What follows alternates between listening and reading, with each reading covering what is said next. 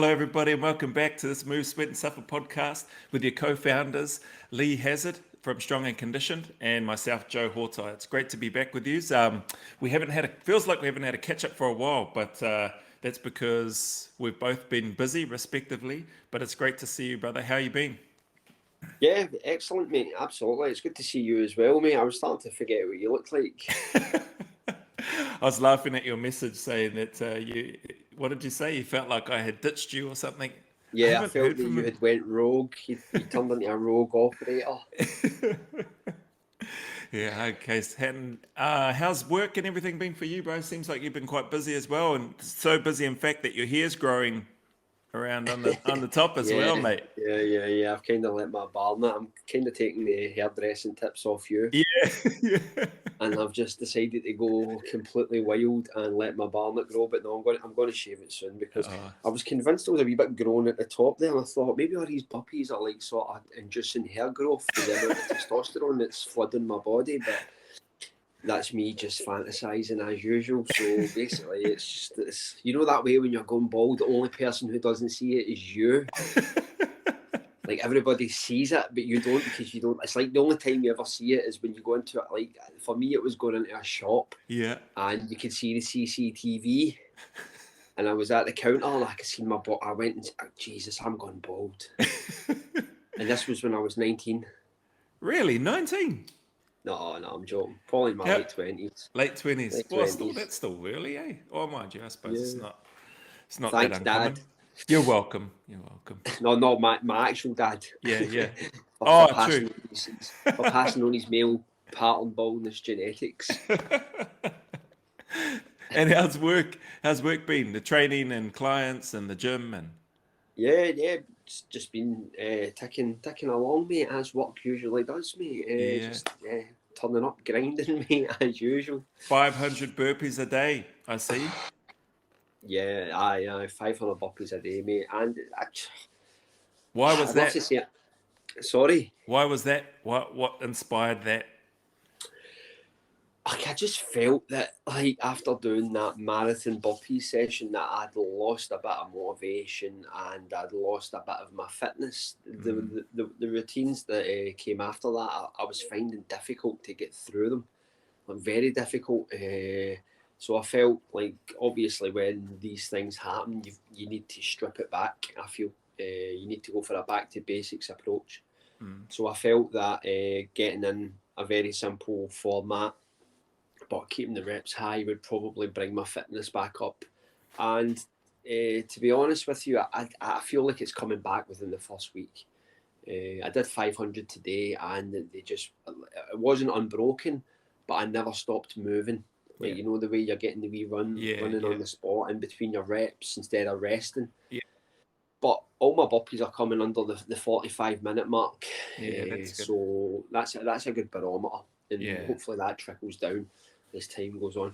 yeah, definitely. Oh, awesome. That's good. But I guess it's to be expected too. Coming off 2,500, probably gonna feel some sort of I don't know if lull is the word, but some sort of not only pain physically and mentally, but some motivation maybe. I don't know. Yeah. You hear about this all the time with like marathon runners, ultra runners when they do a big race. Yeah, yeah, Like after that, they're just grinding, and it's hard to get your mojo back. yeah, But that's the test ultimately. The yeah, test is that, like, you know, guys that train for a marathon, like I'm going to run a marathon in 2022, and they train like absolute machines, and they're out running, and then they do the marathon, and they go back to eating like fish suppers, and just living the wild life, and they just forget about it, just so they could say they ran a marathon. So the hard part is not the actual like the event. the The hard events. Yeah, part yeah, is coming back yeah, and getting you back into the swing of things. yeah. Good points. Yeah, very good points. Hey, we've got change tack for a little bit. We've got Rob Simpson coming on soon on the podcast. Yeah. The big man, the beef castle. The beef castle, an Australian beef, well, Yeah, English, but English, but living in Melbourne. yeah, Yeah, the Melbourne monster. the Melbourne Uh, monster. That's a good yeah, term for him. yeah. His story will be quite good because I've got a bit of history with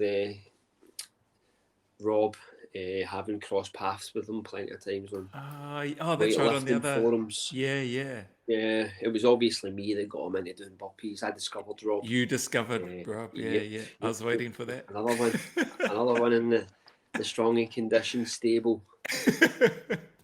I like that, but yeah, I'm looking forward to hearing his story too. Just good for a number of reasons, but probably the main one is just it's been great to see his progress over what seems like to me a very short period of time as well, in terms of his application of burpees and stuff like that. So it's going to be cool. Yeah, He seems to be enjoying it too, which is another good thing. Getting to that stage where you enjoy it, you hate it, but you enjoy it. He's got the bug. He's got the bug. That's it. Once you get those first ones under your belt, once you get those first ones under your belt and you get the first few sessions and you realise that it's not a punishment exercise, when you realise it's the most productive exercise, then you start to crank the gears up and throw yourself into it. Yeah, true. He's definitely doing that. What else is there? Oh, we've got Elaine Feddick.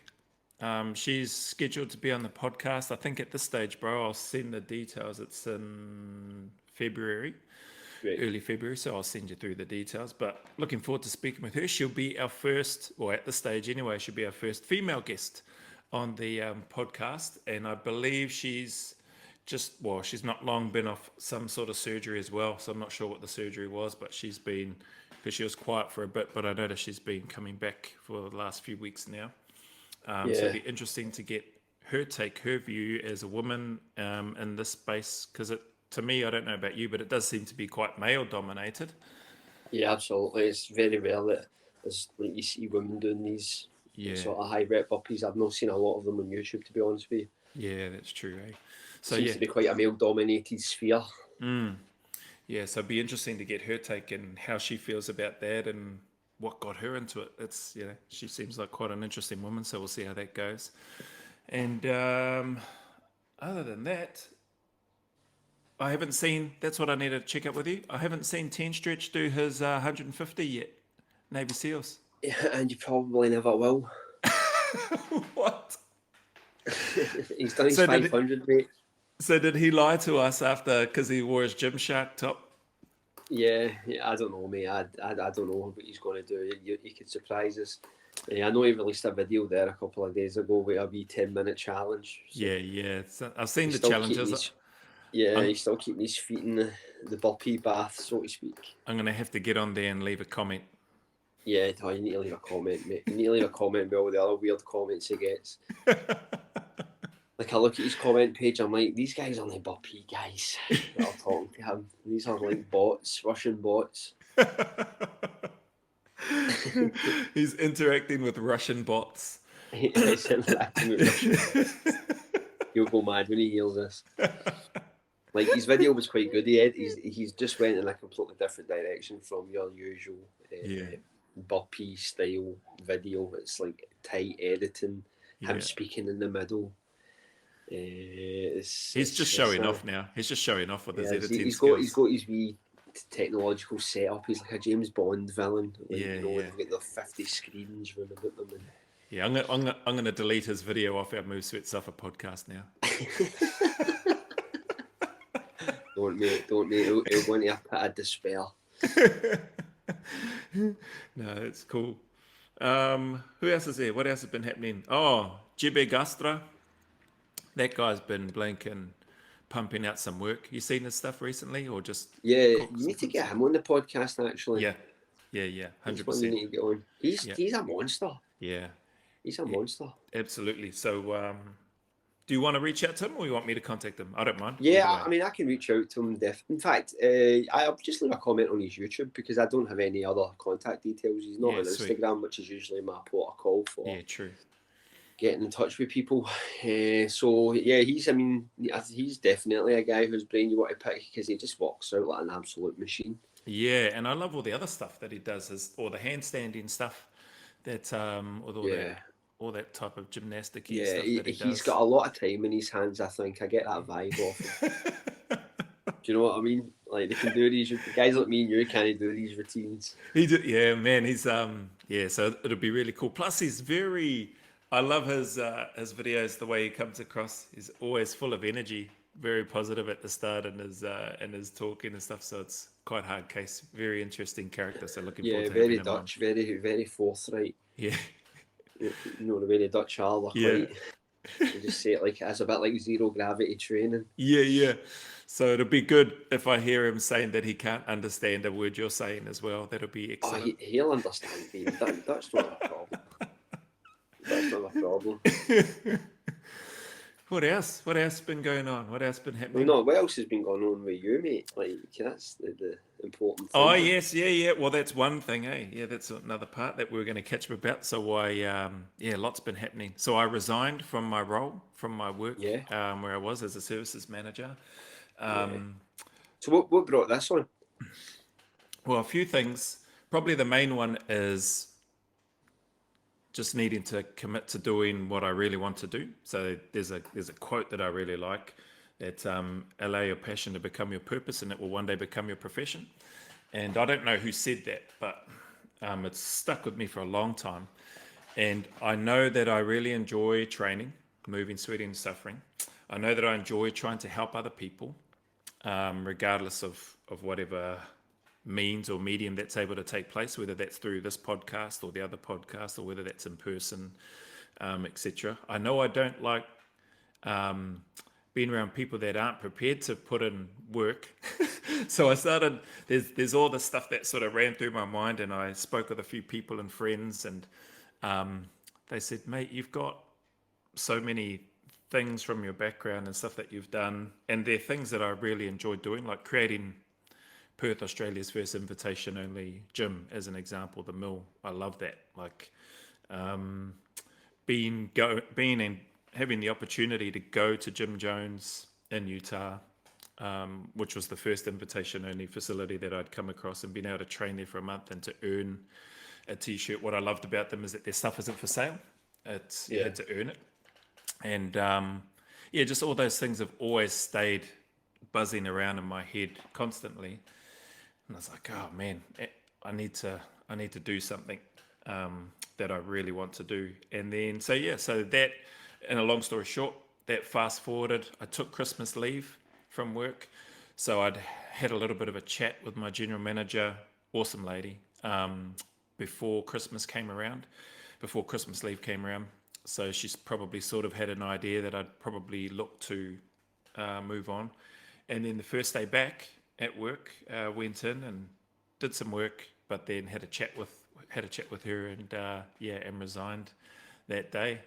Big call, because it's COVID pandemic, but I'm confident that I'll get work if I need to. Worst come to worst, I'll just go work out in the fields and do labour and stuff and all that sort of thing if I needed to. But right now it's an exciting time. So created, well, burpee wear with the t-shirts and stuff was just a bit of a side project, something that I've always wanted to do.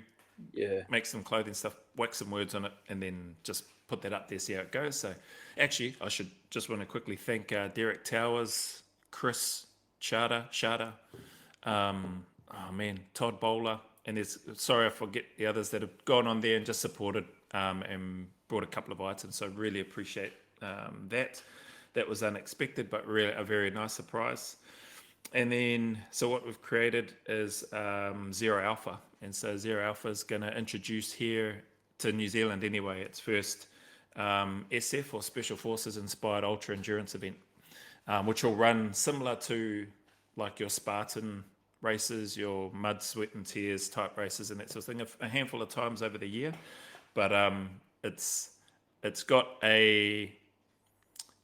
very much an SF feel to it around the mindset and what happens. So it's different, put it that way, to your typical events like the Spartan races and stuff, which are awesome. Yeah. They're awesome events, but it's certainly not for the faint-hearted.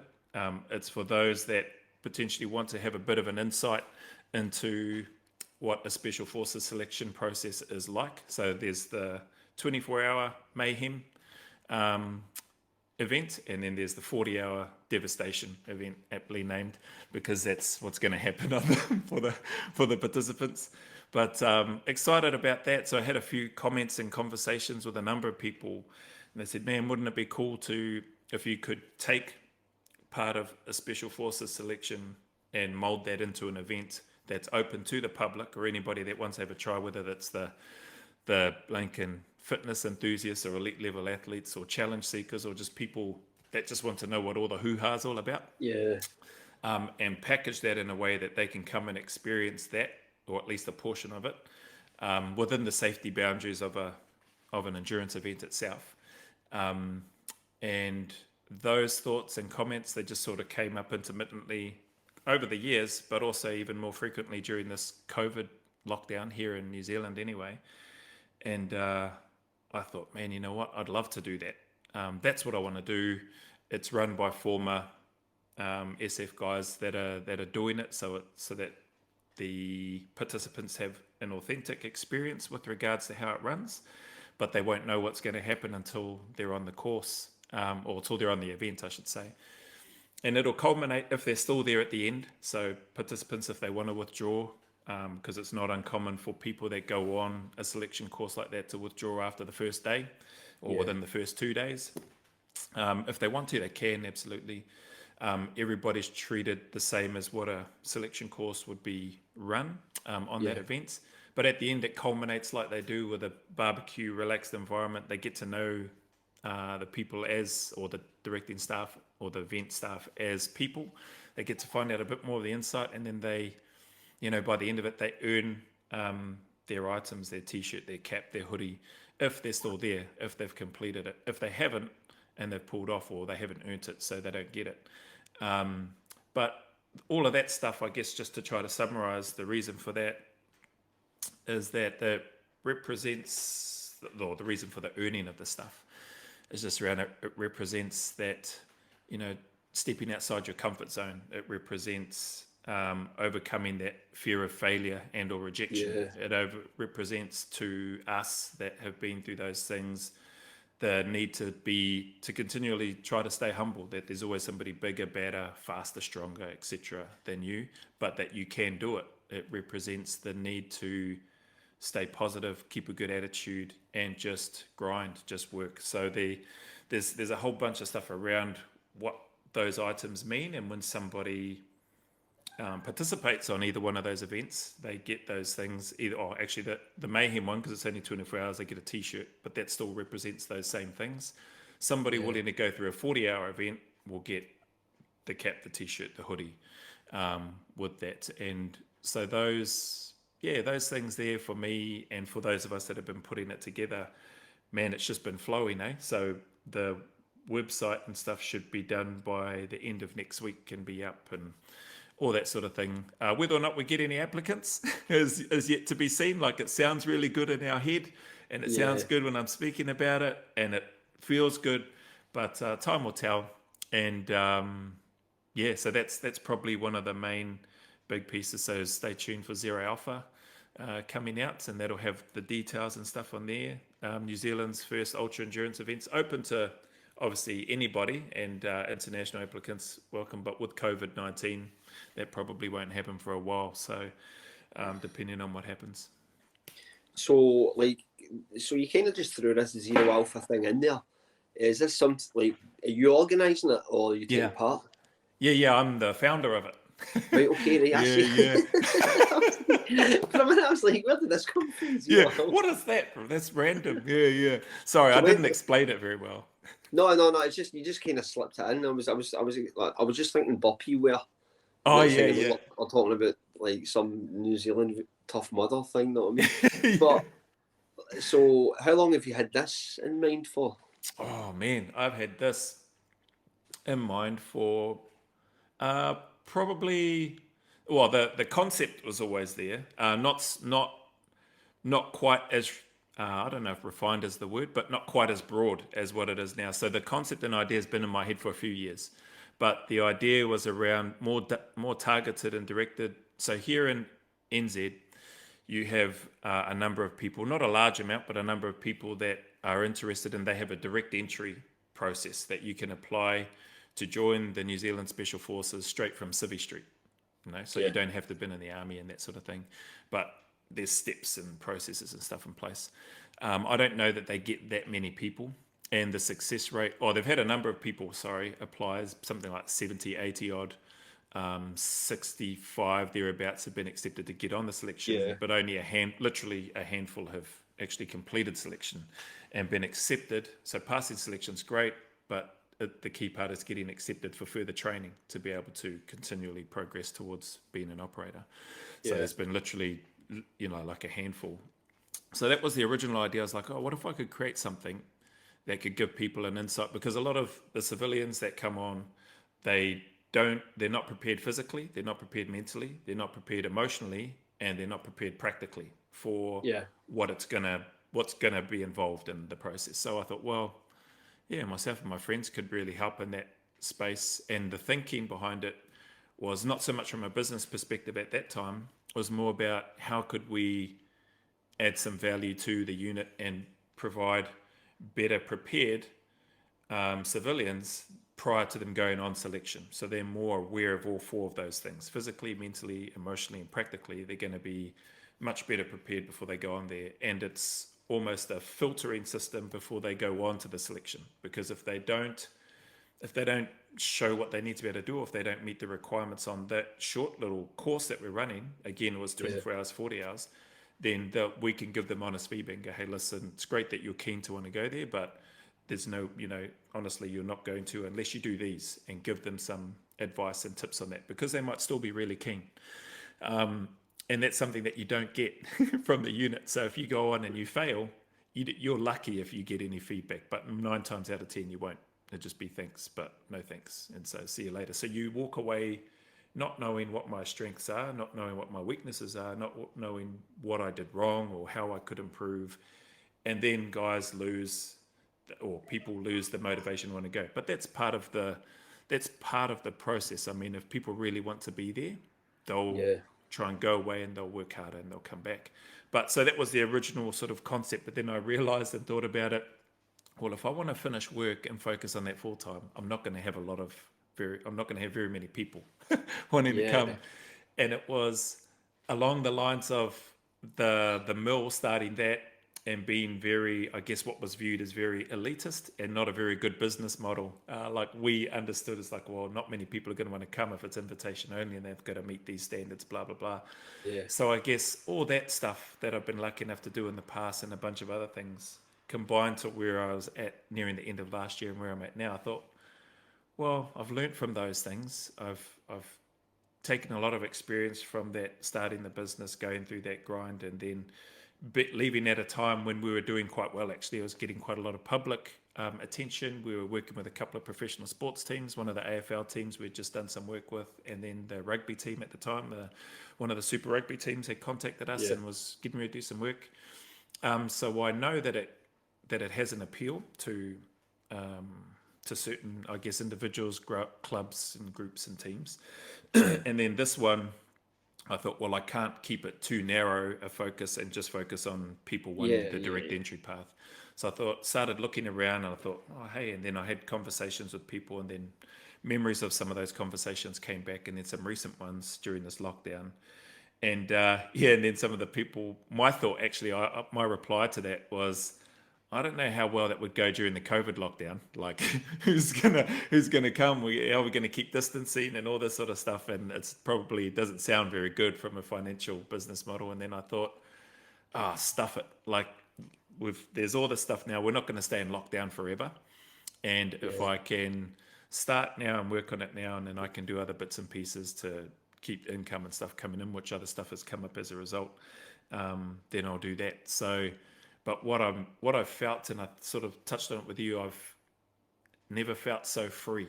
I've never felt so energized and excited about what's happening, apart from those times when I was serving in the unit, set up the mill, and now where I'm at now. I've loved the jobs that I've had, and I've enjoyed the people that I've had the privilege to meet and serve and work with.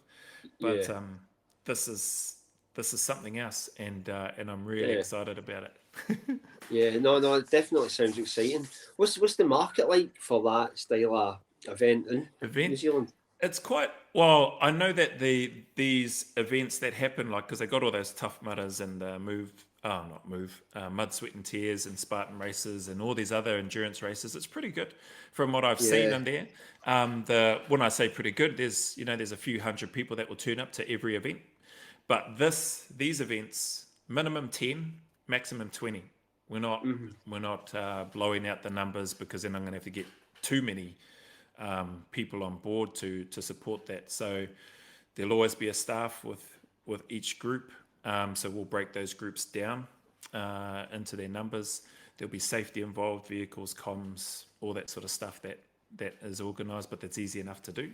And we've got the locations sussed, which is even better. That was probably the main part, being in the locations that are going to create and add to the whole feel and dynamic of what it is that they would be going through. And along the Yeah. way, in that market, we expect and anticipate to get some of those direct entry, or those keen direct entry applicants that are wanting to come along, because even though, yes, it's an ultra endurance event, both of them, both of those elements, everybody's going to get their feedback, whether they're just a competitor and have no interest in wanting to go on to do selection, or whether they want to. And done in a relaxed, they'll only get that at the end. We thought about the idea, because if you pull off, you don't get anything back. Yeah. And so, but I understand that people, if they want to come on and they're not part of that, they have no further desire to want to join the SF unit or anything like that, they're going to want some sort of feedback. So we can do that. We'll still do that, and do that in a positive way. Obviously, it'll be separate from Yeah. everybody else, because if person A pulls off and everybody else is still on, and we've confirmed that they do want to withdraw, then we'll take them away to the side, get them de-kitted and all that sort of stuff cleaned up, and then we'll have a sit-down chat with them and just go through things. And because we don't want them to leave feeling really, really crap about themselves or anything like that. We understand that people are going to pull off. But we don't want them to walk away going feeling like a failure, or feeling like this, or feeling like that. We want to give them the feedback, and also in that moment explain to them what the whole reasons of what we're doing and why that happens and why it's like that. And so at least they'll go away feeling better about themselves, also knowing and understanding better why things are done the way that they're done. Because up until that point, they, like me on the selection, like, why the hell do I have to do this? Like, going through my head, but I'm never going to verbally say that. Because I would have probably got kicked off, or I would have been marked. I would have had a spotlight well and truly shone on me, going, this guy just blinking, whinging and complaining. So just whinge and complain up here, and just just carry on. Yeah, So Joe, what I think the most important thing that we need to sort of bring up here is, go. will they be doing burpees during these events? I think that's what the people want to know here. There will definitely be some of that, but there'll be a whole bunch of other stuff. It won't just be burpees, but you can expect to have some sort of monotonous, repetitive type movements happening, and the burpee fits the bill for those. Good, mate, good. Do you know, just as you've just made me think of something. There was a world record attempt for burpees last night. Oh, really? It was on Twitch. You know that Was game. it Tone Irv? Yeah. No. But you know what? Listen, that guy's got potential to do it, because it was reckon. like some woman was trying to do 10,000 burpees in 24 hours. Wow, 10,000 burpees in 24 hours. 10,000. What sort? Like just the 4 count ones? No, they were total down in the ground with a jump at the end. Oh, okay, yeah. Oh, wow. But I think she only reached 6,000. Only, hey. But man, well, that's the barometer. If you're going for 10,000, anything behind that's a failure. Yeah, that's true. But man, that's incredible though. 6,000. Yeah, it was brutal, but it gave me like food for thought. I mean, surely there's somebody in the burpee community that can pull that off.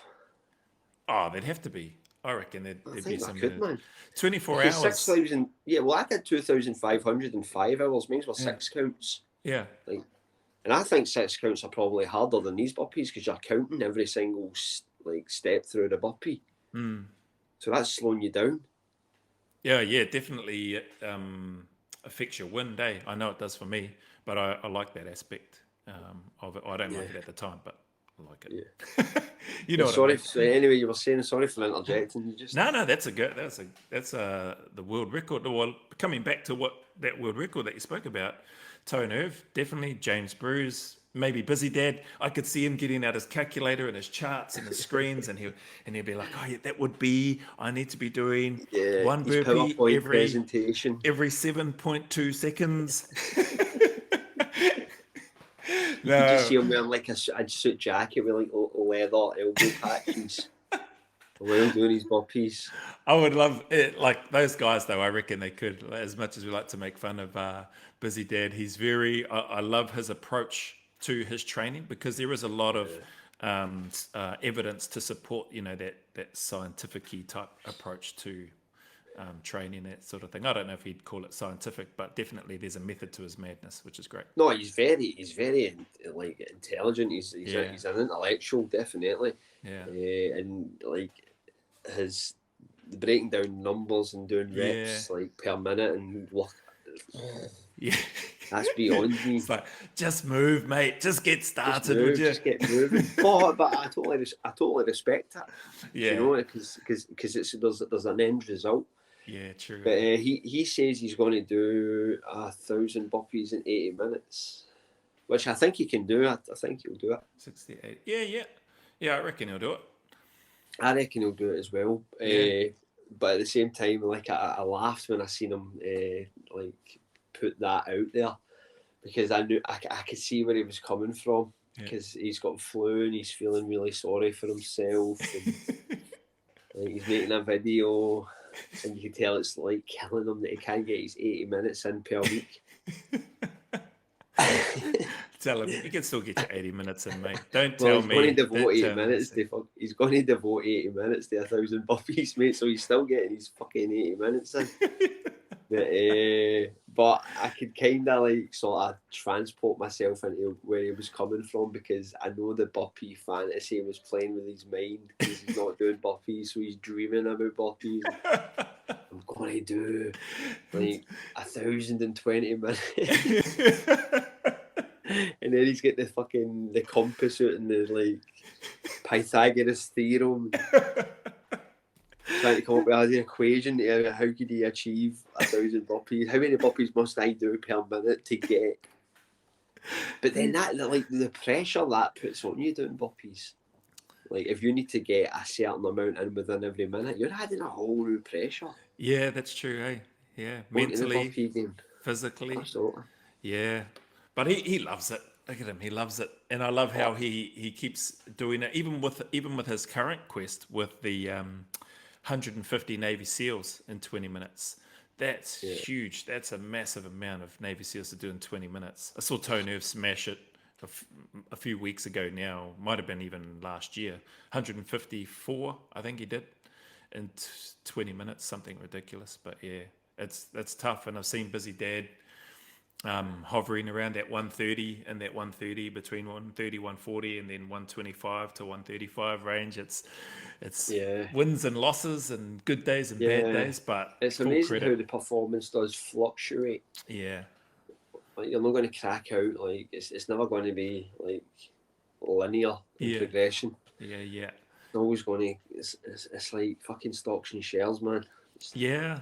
But and with good reason too. I know you think with everything that you get up to during the day, with whether or not you have a good rest or a poor rest at night, how your eating's been, just all that stuff, which we know anyway. But it shouldn't be too surprising for people because I look at that sometimes and people expect because they've done something on this day back in whenever it was, yesterday or a couple of weeks ago or whatever, and they expect to be able to hit that. I know I've done that. And then I've gone, I actually had a pretty crap week leading up to this. And it's no wonder I'm 3 hours slower or whatever. No, right, okay. But what about the times when you do? I mean, sometimes like you do have a shit sleep or you have bad recovery. Then you smash out a PB. Yeah, that's true too. Yeah. How do you explain that? Like, I don't know how you explain it. Maybe it's just because I can use the JC as an example for me. My first one, well, my first proper recorded one, because the video cut out on the first one, I only did 31. Your camera null and voided you. Yeah, the camera null and voided me. The the bastard. That's what you'd say. So that, and then managed to complete the 31 on the video. And then I can't remember how long it was later, maybe almost a week later, something like that. I wasn't feeling very flash, and then I managed to hit 35. But I know for me in that moment on that day, even though I felt like crap, I started in my head. I was like, I do not want to get less than 31. I need to move. So and maybe that was part of it. Maybe it's just a mindset switch thing. Maybe I could have got more if I had have applied that mindset to that session or other sessions. But whatever it was, this I don't know if it's an explanation, but for me, how I felt on that day, feeling crap, I was like, man, I just got to get this done, and I do not want to get less than 31 because that's just going to be terrible, and it's going to be on video. So those things, those added pressures, maybe they help sometimes. I don't know. No, But they do help. They definitely help.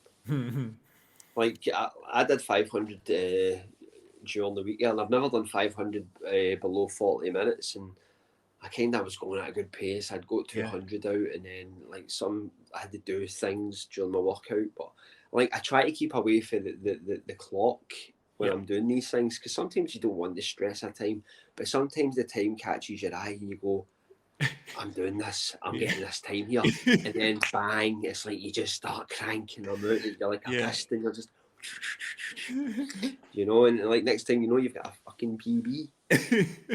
And it's a good feeling, eh? It's a great feeling. Oh, it's brilliant. It's brilliant. But I love what you mentioned there about the time, because now that I don't have the other phone, which was my other timekeeper, I just have this one, but that's doing all the recording. So I've really enjoyed. I mean, it feels like there's this added weight that was there before that isn't there. Now, whether or not that means I'm not pushing as hard, which I do, I definitely feel like there's times when I'm not pushing as hard because I'm like, I don't need to worry, like, got no time. But I also, for me mentally, to refresh, and maybe this helps some of our audience or listeners, for me personally anyway, to just feel a bit more refreshed, to feel a bit lighter in my sessions lately, it's been great. Like, I was just like, sweet, I can just move. Yeah, it's tiring. Probably the only one was just the 1 hour one where I was like, come on, hour, hurry up and finish so I can stop. But other than that, it's been a good place to be in personally, to just feel a bit lighter and not so worried about the time. Yeah, absolutely. I just feel that like sometimes, like I'm a big believer in the always training, never testing sort of like mantra, where like the majority of your workout should be training. Yep. And then you throw in like a PB test sporadically. Yeah. But the thing is like you made an interesting point about coasting it, because you've not got the clock to sort of spur you on or add that stress. However, I don't think burpees are that exercise which allow you to coast ultimately. Like, you can go for a slow, steady run, you're just keeping your heart rate at a nice rate, and you can just run for hours. Whereas, yourself, after burpee 25, it's game on. It's just, it's like the mental side kicks in, because you've got a high number to reach, or you can just feel it in your shoulders or chest or whatever. Yeah. So you're never going to get an easy ride anyway, but you're still going to like get that consistent training effect if you just get the reps in and keep the quality high. Yeah, that's true. Yeah, great point. I agree with that.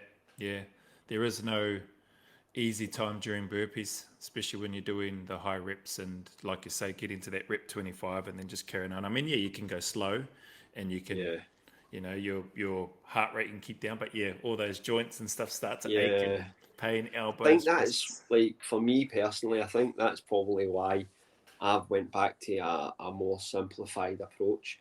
Because I just felt the routines were they were just adding a bit of stress.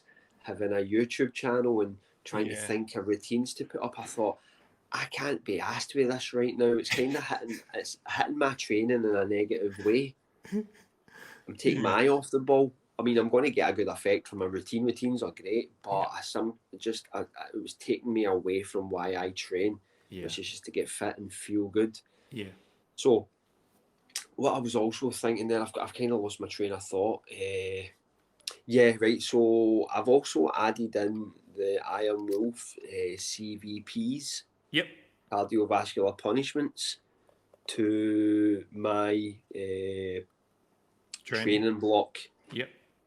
Because I know that he had a July challenge where he instructed people to run 3 times a week, which it's not that I don't have the time to run, but I can have the time in some places to bang out 30 minutes where I am instead of going out for a run. Yep. So that's more accessible to me. Yeah. But dearie me, man, that is by far my favourite routine right now. Is the CVP. Not the CVP, like not the IMO format, although they're amazing. But just the format, so to speak, where it's bang out as many rounds as possible, keep moving, style jumps, mountain climbers, burpees, 8-count bodybuilder. I've started to get really into the 8-count bodybuilder. I find it quite therapeutic. I don't know why. So are you splitting your legs now? Yeah, I'm spreading my legs, mate. Good. Welcome. I'm doing the 8-count bodybuilders. So a wee circuit I've developed is like 10 burpees, 10 4-count mountain climbers, 10 bodybuilder burpees, and 10 4-count style jumps. Just keep it simple. Nice. Yeah. But it's completely blown the backside right out. Like it's killing me. But I can feel my fitness just grow. Yeah, I can feel the gains. I did one on Friday night there when I had a bit of downtime. Bang out for 30 minutes, and do you know that way? Like after it, you just want to do something. Like you're just like you're just looking about, like, talking to people in the gym or whatever, and you're just feeling quite positive. You're just getting endorphins flooding your body because you know it's a kick-ass routine. It's so brutal, but it felt easy. Yeah. Well, that's good. Yeah. I just wanted to mention before I forget, for those that might not understand why I said, so you're spreading your legs, because earlier, back on some of the other podcasts, Lee mentioned that he felt a little bit uncomfortable about doing a bodybuilder, and just there's something about spreading your legs and that part of the movement that just didn't sit right with him. So I'm glad to hear he's joined the group and he's doing that now. By the sounds of things. It's kicked in. I know how to do them. Like the first time I did them, I got a brutal blister on my toe. That was putting me off a wee bit, but there's a therapeutic flow to the 8-count bodybuilder. Yes, I can't explain it. It's slower. You kick the legs back, you stand up. It buys you some time. But another thing is like in one of the CVPs, there's drop squats. I've never really done. Do you do drop squats? Yeah, I haven't done them regularly, but I've done them a fair bit. Yeah, but I just haven't done them recently. Sorry. Well, how does 1,000 drop squats sound? Sounds terrible. Is it? I think that's a potential YouTube video, mate. Well, no. So what? As a chaser, so like 1,000 burpees. No, just 1,000 drop squats. But you got to get your burpees in. No, just go off the beaten course a wee bit. No, you've got to do burpees. You got to do burpees every day. What, 1,000 burpees and 1,000 drop squats? Yeah, that's what it would have to be, because you got to have the chaser to the burpee. I know, but you can't do like a one drop squat chaser. It doesn't feel right. Drop squats need to be done in 10s or 20s or 30s. Like the whole point is that wee bounce in the middle, and it just adds that wee bit of tension. Oh mate, it's a whole another level of discomfort once you get further into the right. Okay, what about 1,000 weighted vest drop squats? Yeah, even more terrible. I'm going to do it. When you plan, oh no, you don't need to say when. You do it when you do it. I'll do it when I do it, man. I can't do it now because I'm not diverting for this block, but it was something I was thinking of the other day. Yeah, right. Awesome. Well, I look forward to seeing that. And hey, another thing as well I wanted to ask. So it's good that we've got out about the, I'm so glad to hear that you're doing the bodybuilders, bodybuilders. You can also do them safely. Make sure that there's a solid wall behind you, or even in a corner. That way there's no way anybody can sort of sneak around behind, you know. The other part was your anniversary, mate. Your anniversary with Michaela, your sweetheart. Yep. Every time when the camera comes out, mate, you do not need to pull the guns out and do these ones, all right? All you needed to do for your darling was just put your arms around her and hug her as she took the photo. Maybe even give her a little kiss on the cheek. There you are, Just guns out, guns blazing, not even, it's like, what are you doing? Oh, she gets plenty of kisses and cuddles off me. Too many. No, but that's awesome. So what's the anniversary? Is it 2 years, 1 year, 2 years? No, 1 year. We've been together 6 years, but that was our first year married. Wedding, yeah, awesome. Oh, that's great. That's cool. What did you do? We booked a holiday. We're going on holiday. You didn't do any burpees, and you should have No, done burpees. we didn't do burpees. No. I took a day off burpees. Any excuse to get a day off burpees, so you. Yeah, no, but we've booked a holiday for the whole family, so we're all going to go to Turkey. Oh, awesome! When's that? July, I think. July. Oh, nice. Yeah. Good. Can't wait. Hey, you might bump into. You should sort out a collab with Burpees Punisher. It's happening, mate. Yeah. Yeah, it's possibly happening. Awesome. That'll be good. He stays in the Dalaman region or nearby. Yeah. So could be a collab in the pipeline. That'd but I'm going awesome. to get a collab with 10 Stretch. I want to show him up. I was thinking that I've got this idea in my head, like me and 10 Stretch love wrestling. We like what, the 80s. WWF? Yeah, but we don't like it now. The stuff that you get now, we like the 80s and 90s from wrestling. back in Hulk Hogan and the Ultimate Warrior, Ric Flair, all that stuff. We love all that stuff. We always talk about it and what.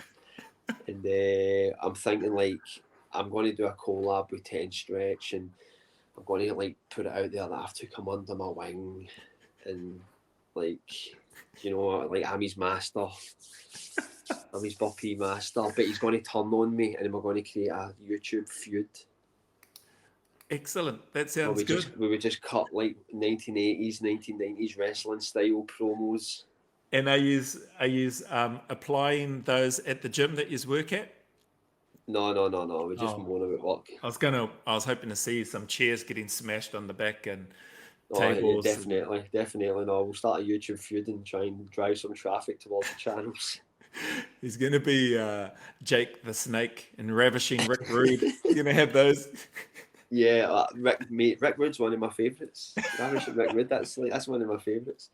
That's something that we'll have in the pipeline as well. Try and inject a bit of fun into the burpee, because we need a bit of fun in the burpee community. Yeah. That sounds like fun, and I think you've got the right guy to be doing that with. Oh, he's a right guy, all right. He's a right guy. Have you seen his new video when he's hulking up at the start? Yeah. And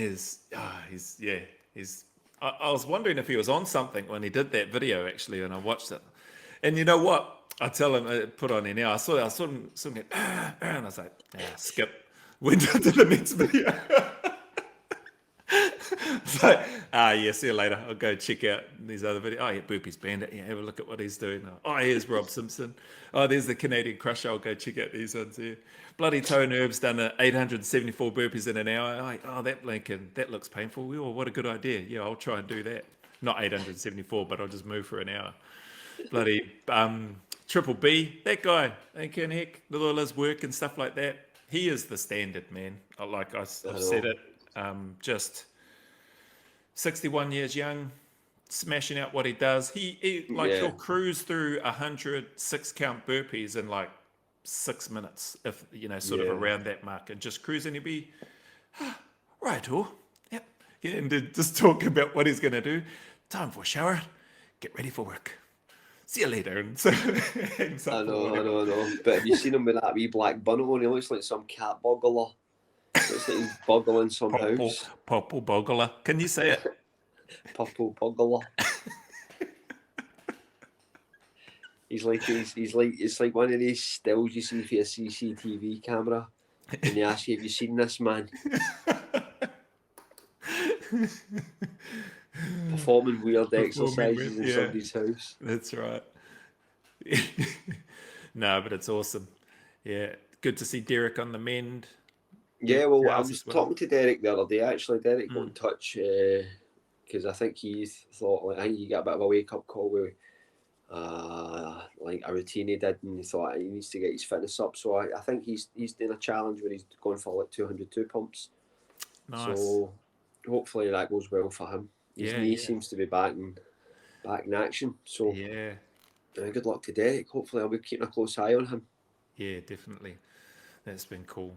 What else is there? Who else you been having a look at? I know Jay's journey. Been cool seeing that guy. Seems like quite a Yeah, I busy left a few busy dude. comments on his page, Yeah. just offering a bit of support. It seems to have a bit of a backstory. I think Yeah. that Burpees, the impression I get that Burpees are providing a bit of Mm. a guidance in some aspects of his life. I don't know if I want to go into that personally, Yeah.